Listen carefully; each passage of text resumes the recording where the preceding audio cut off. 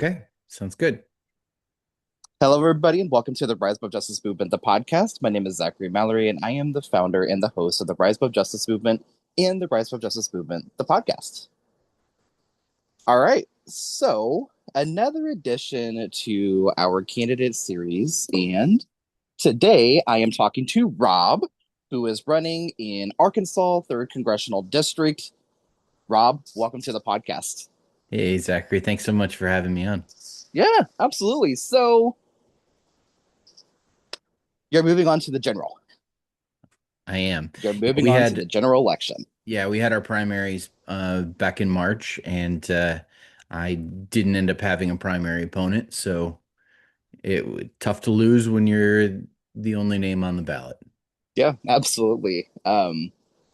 I'm excited to hear that. You're also endorsed by Track APAC, which we'll dive in and talk about, money and politics, talk about all those wonderful things. But let's dive in. Give us a background on who you are, your story, and how your story has also influenced you to run for Congress.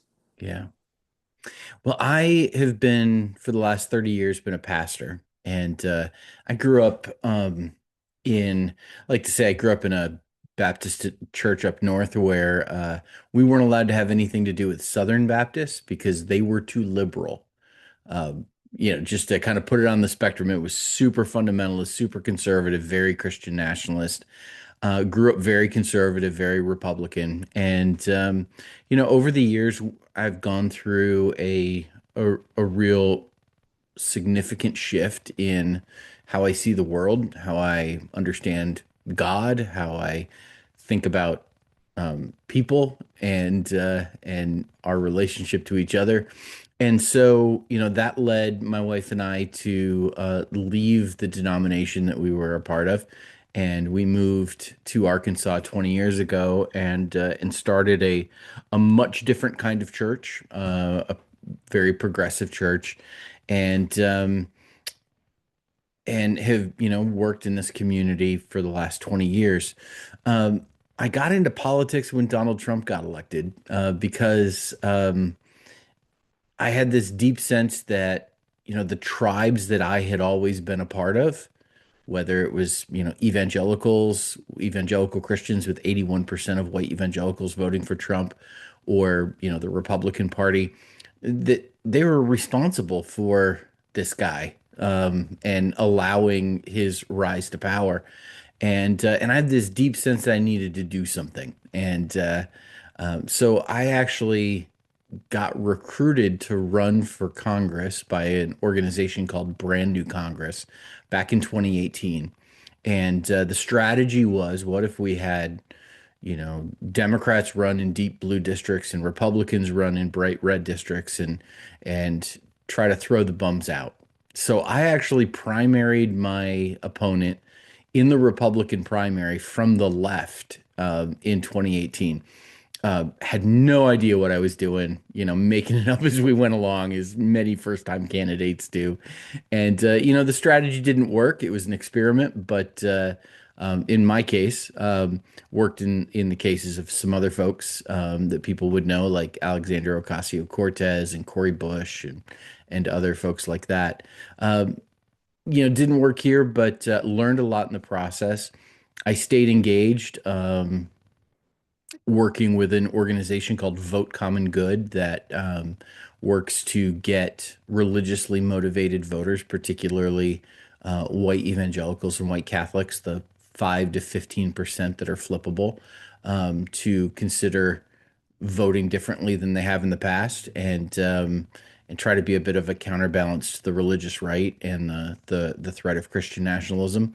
And then, when Donald Trump got elected again, apparently time is a flat circle, and and Donald Trump is president again, so I am running for Congress again.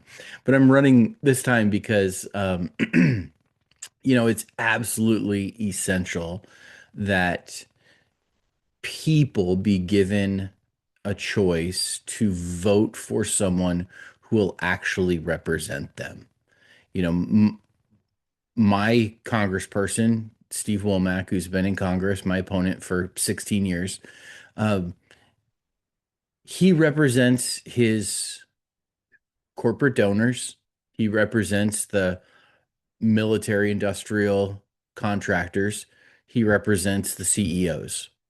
And well, in this district, there's a lot more people that are associates at Walmart, not just the CEO of Walmart. And the people who live in this district deserve someone who will represent them. And so that's why I decided to run for Congress and say this is a time when we need to absolutely change things. Absolutely. Thank you for giving the backstory, on who you are. And I agree. It's time to get people elected who represent, as you said, those cashiers that are at Walmart, Yeah. that are at your local grocery store, and not the big ass CEOs, Yeah. not the corporations, the people. The Yeah. people is what has the power to make the difference, right? Yeah. And what better to have somebody represent than the working class? I mean, you would think, Rob, that in 2026, we would have like some foundation of common sense. Okay. And I say that because sometimes common sense is not in the room in a lot of these conversations in the halls of Congress. And I'm not saying that for every single one because we do have some really good Congress members, but we also still have this issue of money in politics. And this is across both sides of the aisle, some Yes. more than others. I mean, you have Cory Booker that's on a book tour, not meeting the current moment. And speaking of which, you're running a grassroots campaign. Mhm. You're not taking APAC money, you're not taking corporate money, you're not taking PAC money. This is the pure grassroots. And per your FEC reports and open secrets, $88,000 raised just this campaign alone. Rob, you're doing incredible. This is phenomenal. And it's expensive to run for Well, office. yeah. Well, thank you. Um, I got to admit, there's days where it doesn't feel incredible Mhm. because I'm running against a guy with millions of dollars in the bank from corporate interests, Yep. and the reality is that, and you're absolutely right that money in politics is a bipartisan problem.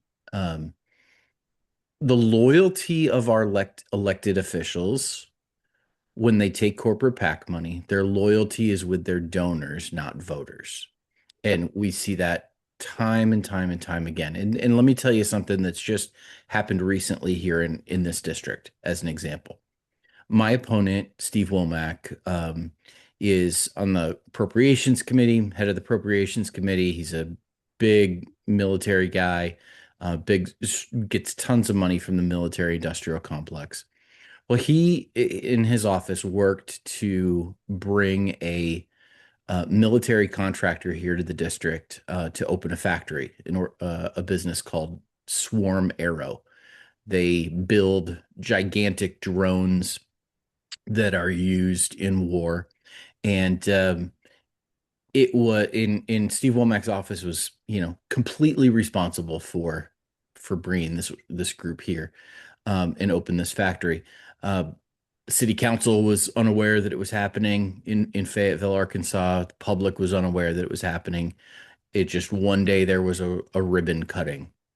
Um, 7 days after the ribbon cutting happened, Steve Womack got a max donation from one of the co-founders of Swarm Arrow. And you just look at like, oh, okay. Well, I see what's happening here. This is a I scratch your back, you scratch mine kind of thing. It Mhm. is we have like a front row seat for political corruption happening in real time here in our district. And right into the people have organized and the part of the Fayetteville City Council has voted to rezone, and now Swarm Arrow is appealing that to the full City Council. Uh, and it's a big fight and that is happening here in the district because Steve Womack cared far more about what his donors wanted and what the Mhm. military industrial complex wanted rather than what the public and the people in this district want. And if ultimately the people of this district decide that they want the people of Fayetteville decide that they want a a drone factory in their backyard, that's their decision. But they should Yes. be making that decision, not Yes. Steve Womack, because, the co-founder is maxing out to his campaign. And and I'm quite nervous that Steve Womack, in the position that he's in on the Appropriations Committee, is going to retaliate against the city of Fayetteville for this. It's just the latest example of what happens when politicians take corporate money and the corrupting influence of that. And we've got to change the system. And to be able to change the system, we've got to elect people who refuse to play by the rules that exist and are committed to changing those rules. And that's what we've absolutely got to elect people who don't take corporate PAC money, who don't take APAC money, who are willing to stand up and say, no, we're going to do this as a grassroots approach, because my loyalty is with the people, not with the billionaires.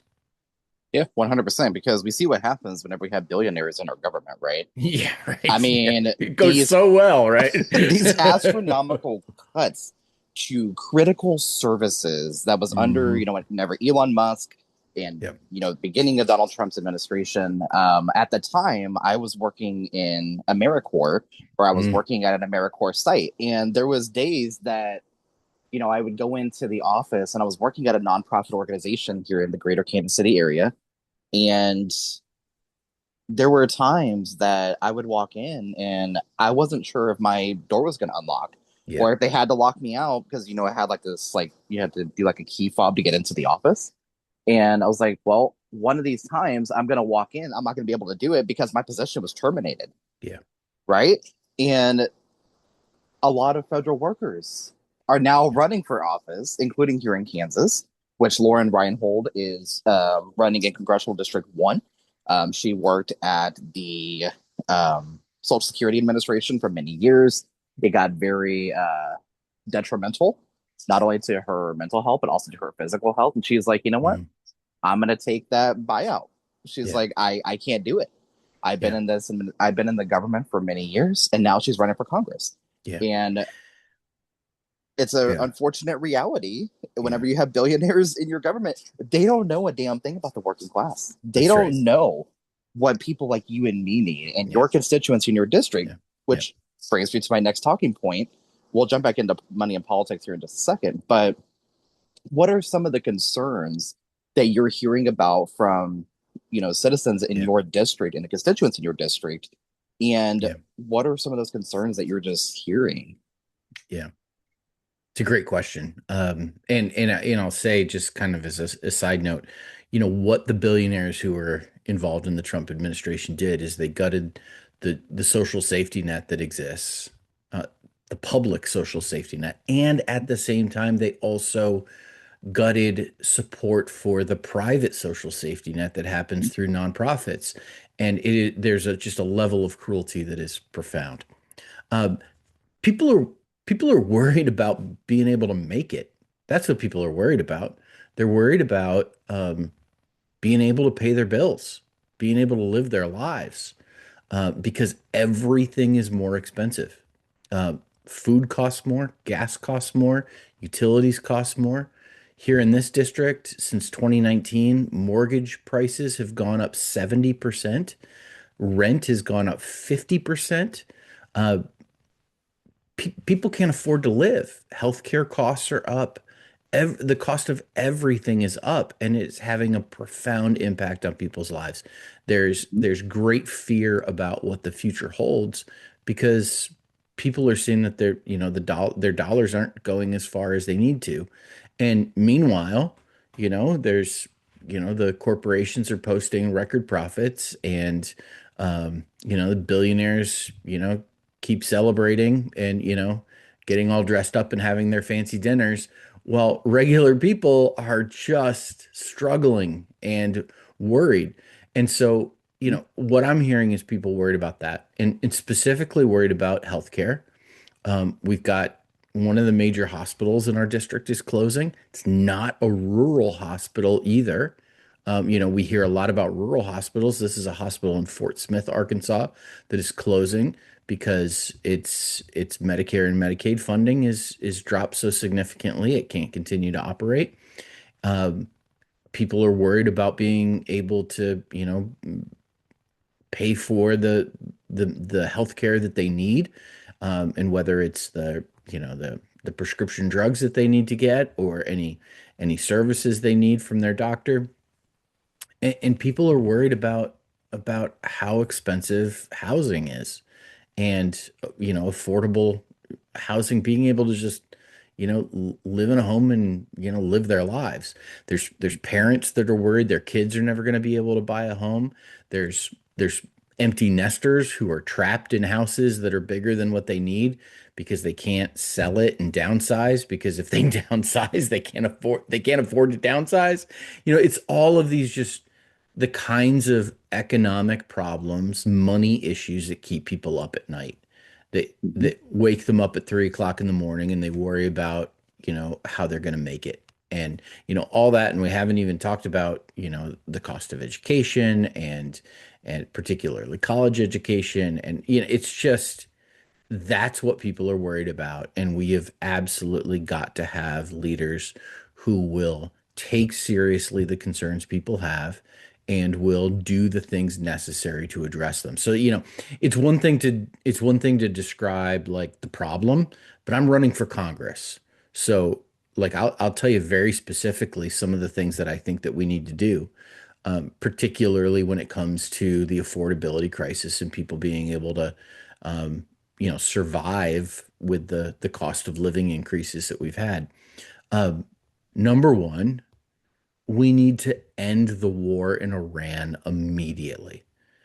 So often, whoever the president is, whether it's Donald Trump or Joe Biden or whoever, the president typically gets way too much credit or way too much blame for gas prices. Typically, the president doesn't have a lot of control over gas prices, doesn't have a lot of influence over gas prices. Unless you invade Iran, unless you attack Iran. Like, that's the one thing Donald Trump could do that could actually trigger higher gas prices. He did. And we've got to end that, not just because it's an illegal war, not just because, there are innocent people being killed, and it's a war of choice and aggression that in cahoots with Israel that is, just completely wrong on many levels. It also is making life harder for Americans. It's not just something that's happening over there. It's happening every time somebody fills up their gas pump. So we've got to do that. The second thing we've got to do is Congress absolutely needs to, um, take back its rightful constitutional authority over levying taxes and tariffs. You read the Constitution, it's Congress's job to do that, not the president's. Congress has given that authority to the president. And again, doesn't matter which president, but Donald Trump has used that authority to, um, so much uncertainty and chaos into our economic system that it has dramatically increased the cost of goods across the board. And then, thirdly, the big corporations, including the big corporations that are based here in my district, like Walmart, which has its global headquarters here in my district, Tyson Food, the major corporations that are posting record profits, the CEOs of those companies need to be brought before Congress. Congress needs to exercise its oversight role and ask the hard questions and find out, have you used these international crises, these things like war and a pandemic and all of this uncertainty, have you used these as cover to price gouge the American people? And, like, have you used these crises as a way of increasing prices so you can have more profit for your shareholders at the harm of the American people? And Congress needs to ask the CEOs those questions.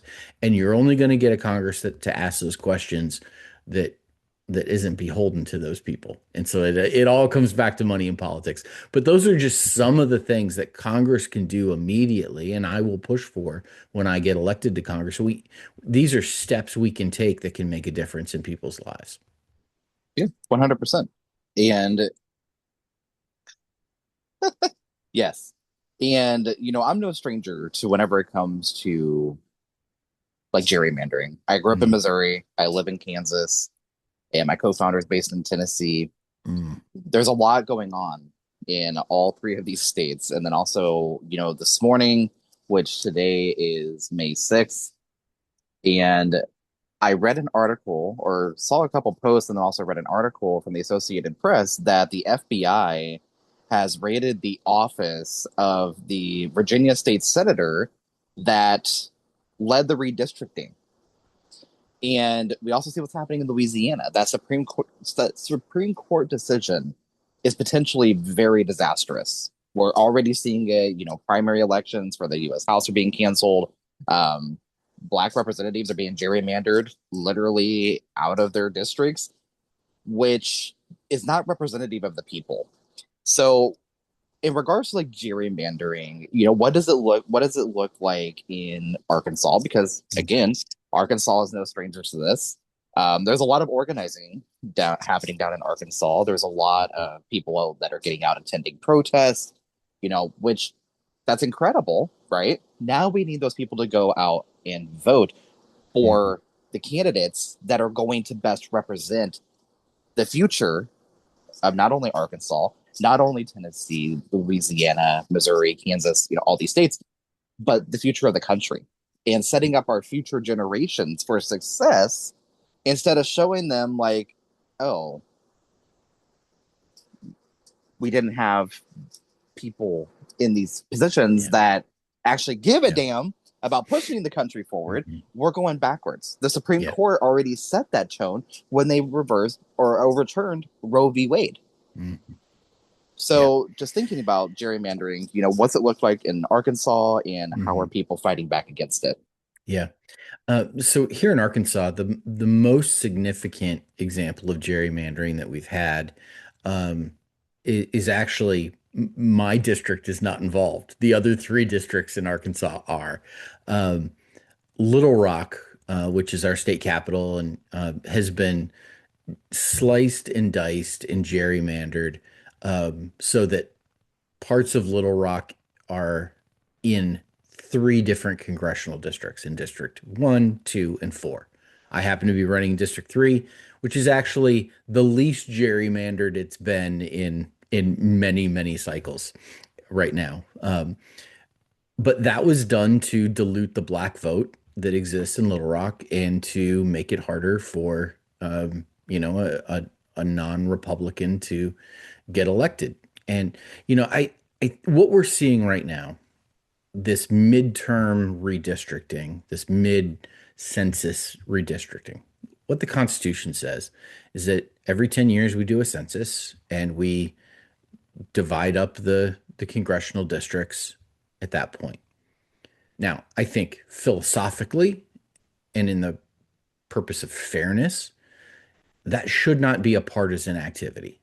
We need federal legislation that allows for there to be a fair, unbiased, objective, independent committee that does redistricting. It should not be that state legislatures are, cutting up districts, to get the people elected that they want. That cliche, it's kind of a cliche now, but it's this, politicians should not be choosing their voters. Voters should be choosing their elected leaders. Uh, that happening mid-decade, like it is right now, in an attempt to blunt what will be a, difficult election result for the president, in the midterms is so unconscionable that it is just, absolutely infuriating. Started in Texas, and frankly, I know Democrats have responded in California and Virginia and other places. Uh, it's still like the whole thing really bothers me. The whole thing is wrong on every level and should not be happening. And the Supreme Court opening the door for it to happen by throwing out, so many parts of the Voter Rights Act is is just, like the latest example of, this just infuriating political system that we're in right now. The the the politicalization of the FBI to, raid someone's office who was involved in a redistricting effort, that just smacks of political retribution. So this whole thing, I think people are seeing like, wait a minute, this whole system is rigged against us. And and my hope is that that will cause people to be more engaged, not less engaged. And here in Arkansas, Arkansas ranks dead last in voter registration and dead last in voter participation, voter turnout. In those two metrics, we are dead last, which means we have the fewest percentage, the smallest percentage of possible registered voters. And of the registered voters, we have the smallest percentage of turnout as well, which that tells me that people are disengaged. And why are they disengaged? Is it because the government's been doing so good for them that like they feel like, oh, well, I don't have to pay attention. Everything's good. No. It's they feel powerless, they feel out of control, and they feel like their vote doesn't matter. And we need to do everything we possibly can to change that. And that begins with candidates that are willing to stand up for regular people, stand up for working people and working families, and say, I'm in this for you. I'm going to DC to representative is literally the job title for Congress people. Like it's literally the job title. Um, and so, we need people that hopefully will engage people and excite them about the possibility so that they will be involved. And because if they're not, certainly the big corporations and the party establishment and all of those folks are, they're going to be involved. They're going to be engaged. And the only way to counterbalance that is by a strong movement of the people and candidates that are running to represent the people. Approximately how many people live in your district? Well, that's a good question. I off the top of my head, I'm not sure. Um, we would be probably, I would guess right around 1 million or Mhm. so. I would guess. Arkansas Okay. has about 3 million people in the state. I would guess about 1 million of them live here. Wow. Wow. That's a lot of people.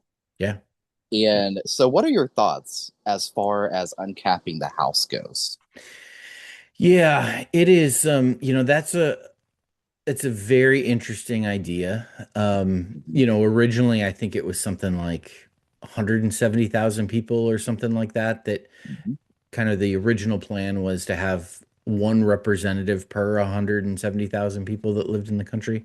And then, as the population has grown, that has been, Mhm. there's kind of that thought that, well, that it becomes unwieldy because all of a sudden the house gets really, really big. Maybe the house gets really, really big. Like I'm not opposed to the idea. It's not it's not something that I'm actively campaigning on. Mhm.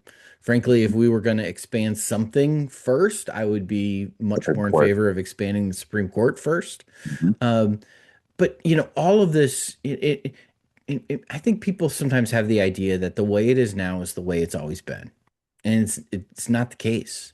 The Constitution was written in a way that allows for the people to make changes to adapt as the country grows and changes and to adapt to all of that. And you look at the system right now, and there's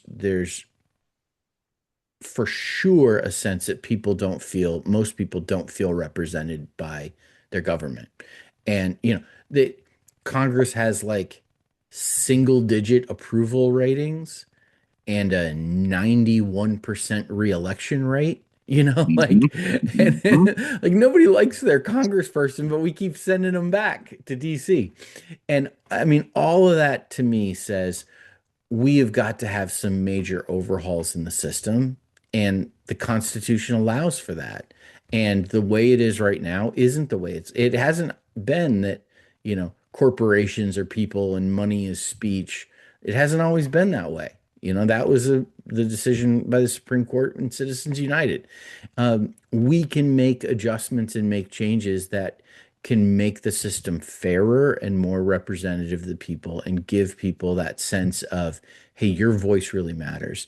And if expanding the number of House seats from 435 to a bigger number so that Congress people can have, a closer connection to the people who they represent, um, I don't think that's a bad idea at all.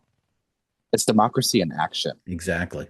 One representative should not represent a million people. That No. is insane. I'm thinking about like my phone notifications. I'm thinking about my email. I'm thinking about, and it drives me nuts. I can't imagine being in office and having a million constituents sending emails, reaching out. That's a lot.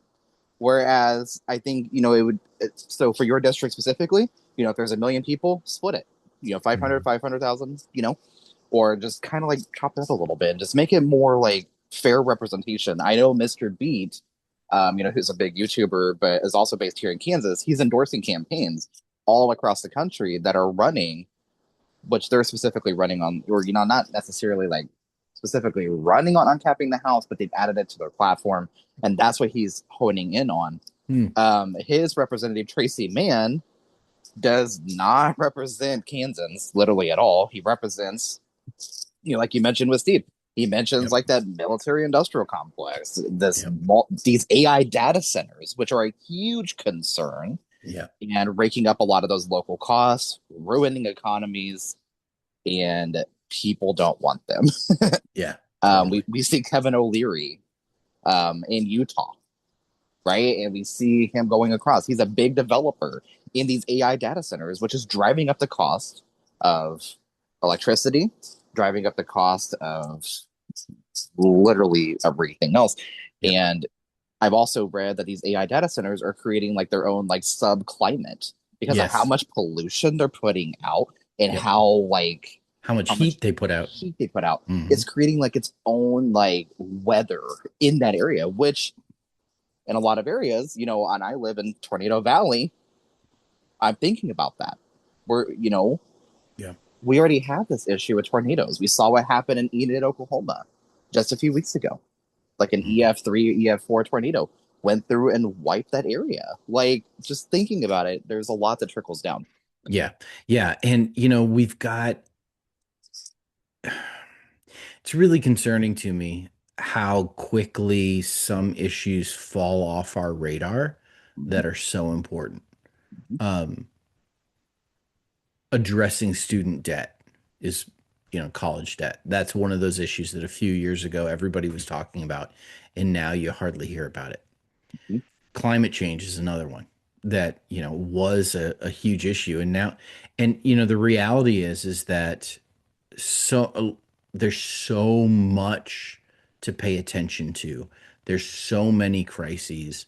There's, metaphorically wars on so many fronts that it's hard to be able to, people just struggle with being, when they're inundated with all of the bad news, all of the predictions of all of the, apocalypses that could be happening, whether economically, environmentally, in the job market, all of these things. And I think there's a strategy within the Trump administration and the Republicans in DC to really feed off of that kind of chaos because it Mhm. keeps people distracted which allows, the rich to get richer. Yeah, absolutely. And speaking of, a lot of those distractions and a lot of other things that's going on is ICE, Hmm. right? We saw what happened in Minneapolis Hmm. with Renee Nicole Good. We watched that on video. Alex Preddy, we Hmm. saw that. Minneapolis is no stranger, and Minnesota is no stranger whenever it comes to, you know, police violence. But ICE is not police. We need to be sure that people understand that ICE, DHS, they are not law enforcement. However, some local police departments have enacted in 287G contracts, Hmm. which allows those local authorities to act as federal agents or detain people. And it's like this Yeah. whole like Yeah. this whole mess, Yes. right? So, what has ICE looked like in your district and Yeah. across the state of Arkansas, Yeah. and how are people speaking out against it? Yeah. Our Republican legislature and our governor, Sarah Huckabee Sanders, has signed into law a essentially a requirement for Mm-hmm. local jurisdictions to work with ICE and a threat of state funding being pulled if they don't. Um, and so, 287G is no longer just something, it's no longer an option for local law enforcement. It is, here in Arkansas is, something that they've been threatened with. Uh, Listen, ICE is not some great American institution. We are celebrating our country's 205th or 250th birthday in a couple of months. Um, we went 227 years without ICE existing. Mm-hmm. ICE was founded in 2013. It was founded the same year that MySpace was started. We live without MySpace. We can live without ICE. The reality is that this is not some great American institution that we can't live without. The reality is this is a politicized, militarized, federal police, quasi police unit that is able to roam our streets in masks and tear families apart. And I am, when I ran for Congress in 2018, I was calling for ICE to be abolished then, and I believe it even more strongly now. Mm-hmm. We have mechanisms to enforce our immigration laws. Customs and Border Patrol can do that. We do not need this agency.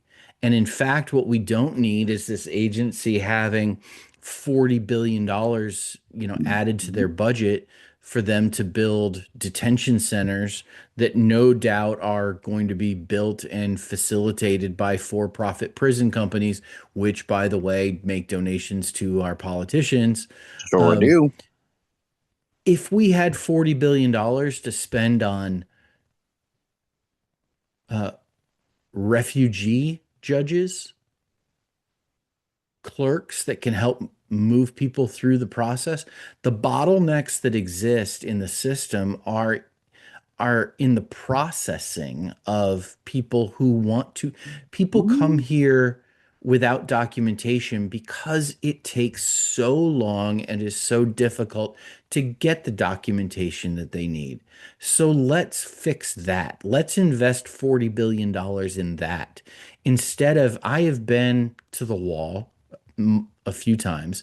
I have been on the Mexican side of the wall and have met with families that are refugees that are literally running for their lives. I have heard their stories, the horrific things that have happened to these families, and they're now staying in facilities run by nonprofits, the people that care, that are just trying to help, and they're stuck hoping to have an appointment, hoping to be able to talk to somebody at some point.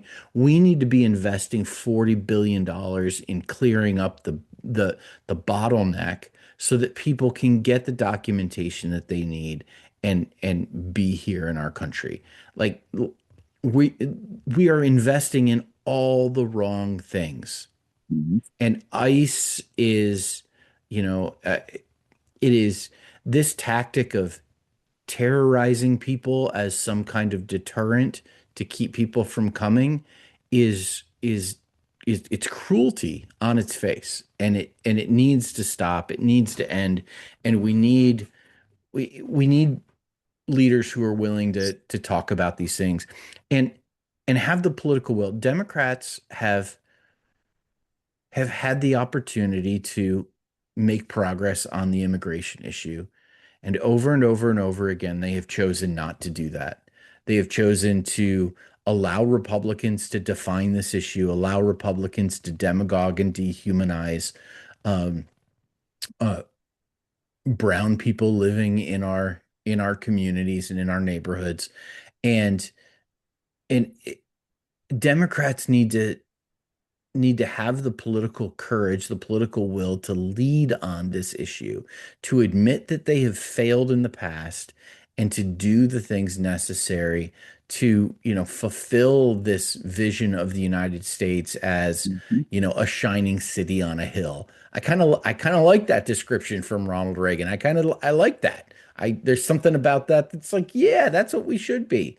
And we need to have the political will to do it. And frankly, we need to do what Ronald Reagan did 40 years ago, and we need to have an amnesty program here in the United States. Um, and I get tired of people hearing politicians talk about a pathway to citizenship. Uh, I think that politicians who talk about a pathway to citizenship are politicians who want to sound kind but don't have a plan. My plan is amnesty. We did it 40 years ago. It worked. It's time to do it again. So abolishing ICE and having amnesty is is the road forward when it comes to immigration. 100%. Really quickly, just wanted to correct the year. So ICE was created out of alleged fear in March of 2003, which was under the Department of or Homeland Security Act of 2002. It was formed, Mm. quote unquote, to unify the immigration and customs investigations under the new Department of Homeland Security to enhance, national security.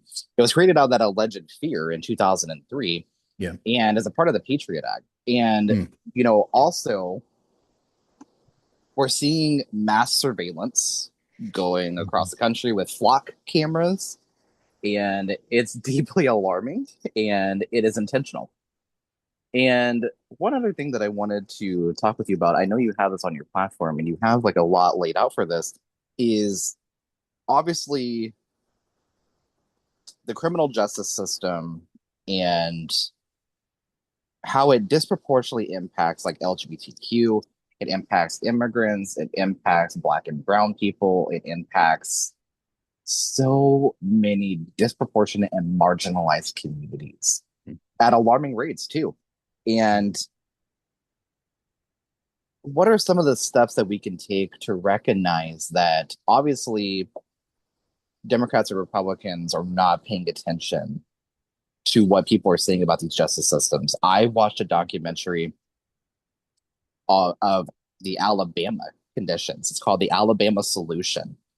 Mm. And they gave an insight into what's happening in those Alabama, which Alabama has literally some of the worst conditions for prisoners. Mm. And we still have the death penalty that obviously still disproportionately impacts Black and Brown people. I sat in on a virtual vigil of James Broadnax, Mhm. who was executed last week in the state of Texas. That one destroyed me. Mm. All of them destroyed me. As an advocate against the death penalty, it actually costs more for the death penalty than it does for somebody to serve life in prison. It Yeah. costs way more. And I guess I bring that from like a pro life standpoint, even though I Right. am pro choice, but I do bring it from that pro life standpoint. Like, I don't want to see anybody die at the hands of the government, at the Yeah. hands of a system that's functioning exactly how it was designed. So, what are some of those steps that we can Mhm. take to attempt to do reforms? And I say attempt because there have been attempts, and there have been some really good attempts. some states are doing different programs. They're looking Yeah. at restorative justice, like those second chances and that the reentry programs, which I Mhm. firmly believe in. And, what are some of the steps that we can take to Yeah. fix the system and have it function in the way that we need it to function, not the way it was created, but in the way that we need it to function Yeah. and stop targeting Yeah. people. Yeah. I think we need to, squarely look in the face of the reality of what we have in the United States of America. We have more people incarcerated than, any other country by percentage and maybe too by actual number. I'm not sure. Um, we lead the world in incarceration. Um, Much of that is very disproportionate for Black and brown people, um, Black men in particular. It really begs the question, given the history of the United States of America, um, like, are there are there racist roots in the system that are causing this to be the fruit of that tree? Um, and before we say, "Oh, well, we would never," oh, well, we have. Going Oh, back to slavery, going back to Jim Crow laws, like, yeah, we've done this before. And so we've got to look very squarely at that and be willing to have some hard conversations with ourselves about, are are we living out a version of racism that is essentially enslaving Black and brown people, particularly Black men, in our country once again? And what do we need to do to address that? There's there are reforms that need to happen, um, to the justice system, um, to the way that um, trials are handled, and all of that. But I also think that there's some broader systemic things that need to be talked about as well and need to be addressed. Uh, what are the roots of crime? Often come when there is a um, unequal opportunity to get education. So we need to invest in public education that is, this vision of we made a decision as a country that having an educated people is better than having an uneducated people. And so we invested heavily in a public education system. That investment has been significantly eroded, and that is accelerated in recent years. We need to we need to reinvest in that. We need to have real investment in um, doing all we can to eliminate poverty, because so much of the quote unquote crime that happens is the result of the desperation people feel because of the lack of jobs, the lack of a living wage, the lack of the that sense of hope. And it's very similar to the immigration issue. I often say when I talk about immigration is that there's that adage that water takes the path of least resistance. It flows along the path of least resistance. And what does it tell us? That walking across the desert is the path of least resistance. What does that tell us about the system? What does it tell us that for many people, a life of crime is the path of least resistance?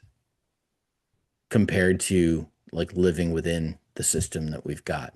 So we've got to address those things. Healthcare is a huge part of it as well. Mhm. Mental health care Mhm. included in that.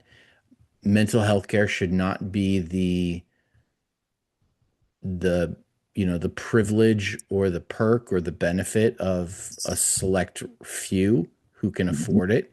Mhm.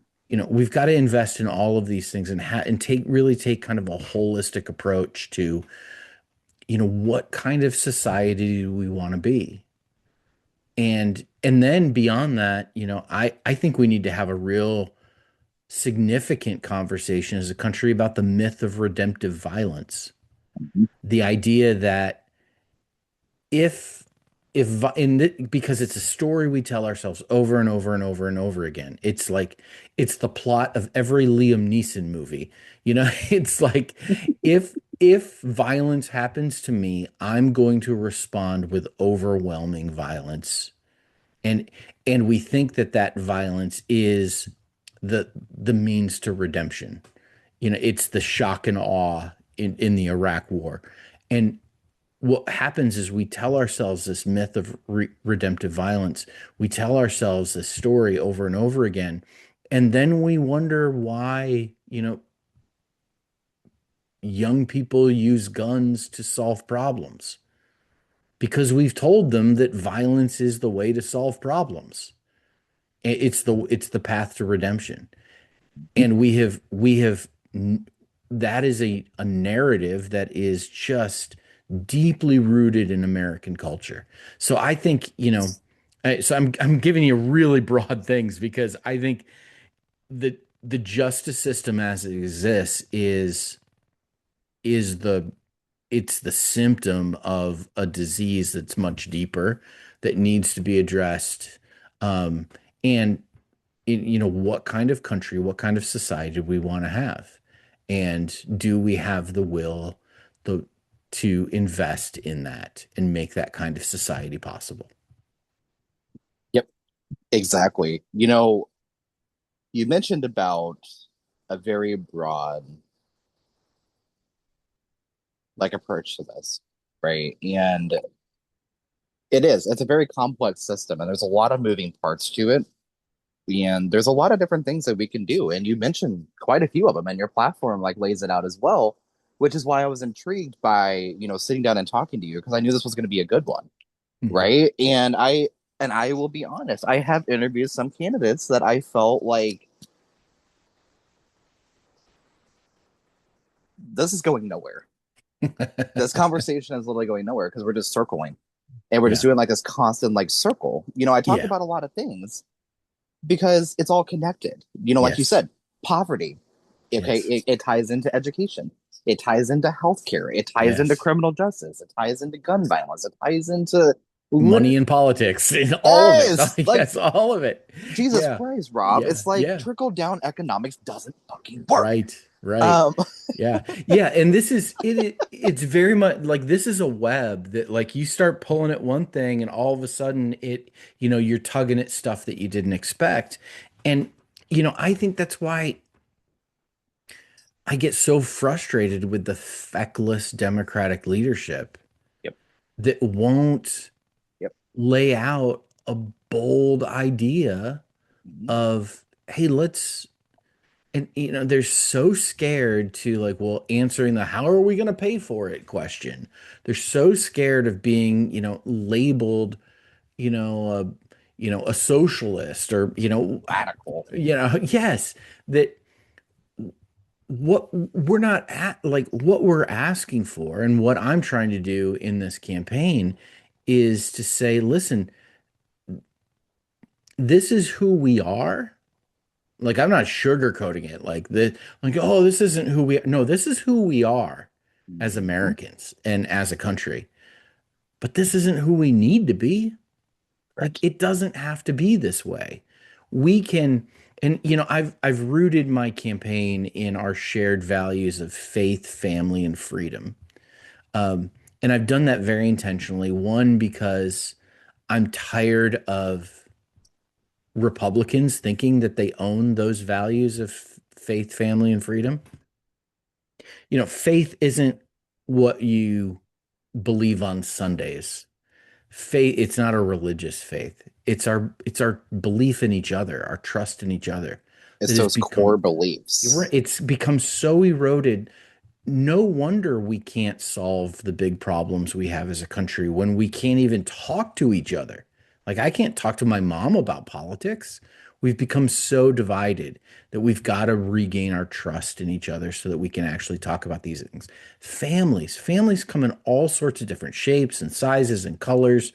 Some are biological, some are chosen. Like families are like, but families in all of the different shapes and sizes and forms that they come in are under attack by our government.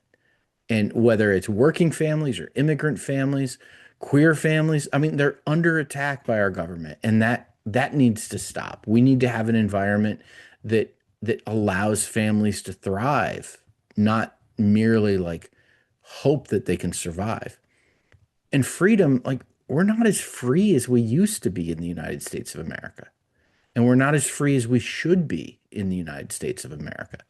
And so I think kind of coming back to this sense of like, what are the values we have as a people, as Arkansans, as Americans, the things that we share. And then c- can we plot a course forward based on those values? And I think it's possible to do that. And and I love to tell this story. I I did an interview with a local TV station, and it aired, and I walked into a place where some conservative Republican friends of mine were, and one of the guys who was there said, his name is Randy. Randy said, "Rob, saw you on TV. Man, that was fantastic. I agreed with everything you said." And I just looked at Randy and I was like, "Randy, I was talking about free healthcare, right?" Like, but it, but taught like when we begin by with our shared values, I think we can make the case for this vision that we have without using cliches, without using all of the terminology that has baggage, all of the ways it's been demonized. Because when we make the case for these things based on shared values, heads start to nod and people go, "Yeah, that's what I want. That's what I want for my kids and my grandkids. That's what I want for my neighbors. That's what I want for our country and our society. That's the kind of world I want to live in." Uh, and so that's, trying to chart some of that out. And if we just talk about a path to citizenship, if we just talk about accessibility and affordability of healthcare, all of these cliches that the political class that is scared to offend anybody, scared to, offer any kind of bold vision. I think we need leaders who are bold and gracious. Like, hey, Hmm. let's listen. I'm like not like personally, after anybody in all of this. Like, on a personal level, I get that people have different approaches and want to see things differently, and I want to try to offer as much grace as possible to people. And at the same time, I'm not going to shy away from like a big vision of who we can be as a people and what kind of country we can have. Mhm. Exactly. We need to bring back the meaning of "we the people" Hmm. and not in the way that Yeah. some like to describe that. Yes. Yes. Because And yeah. I'm sorry. You're like hitting all my buttons here. All these. I've got a friend who says, "Who is the we in We the People?" "we the people." Yep. Yep. And I think the we ought to be all of us. All of us. Exactly. All of us. You know what? You know who you remind me of? And this is such a compliment because I'll tell you this, and everybody knows who this is now, but the way that you approach this and the way that, and I hope you take this as a compliment because it actually is in my eyes, but you have a similar platform to Governor Walz. And Oh, what I mean by that is the way that you approach it, the way that you talk about things. is exactly how he approaches it too. And I say that because I used to live in Minneapolis for a year and a half, and I moved up there either right before or right after he left Congress, because people forget that he was a congressman Mm-hmm. before he became a governor. But I heard him speak for the first time, and hearing him speak, it like opened my eyes to everything that I didn't even realize at that time. Which at Mm-hmm. the time, the governor, whenever I first moved up there, was Mark Dayton, which Tina Smith was his lieutenant governor. Um, but I tell you what, hearing him in the rotunda speak, or it was like either the rotunda, the state capitol, or it was somewhere like in like Minneapolis or St. Paul, one of the two. My memories from that is very like blurry. It was quite a while ago, but and it's been a lot happened since then. Um, but that's exactly who you remind me of, and it's a Yeah. very good thing to me. Yeah. And Well, I think, I think it's critical that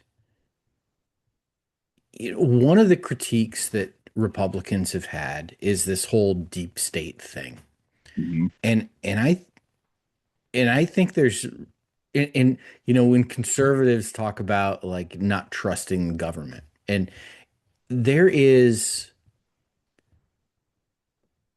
it's like that thing where there's like in a joke there's always that element of truth in a joke, or like your biggest strength is also your biggest weakness in some way, like two sides of the same coin, to use three cliches in a row. um there is something about what happens in Washington, D.C.